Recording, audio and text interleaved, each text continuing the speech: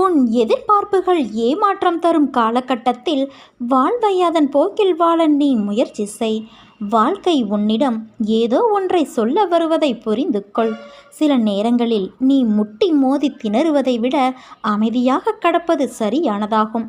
அப்பா, நான் வேண்டியது சில நேரம் நடப்பது இல்லை.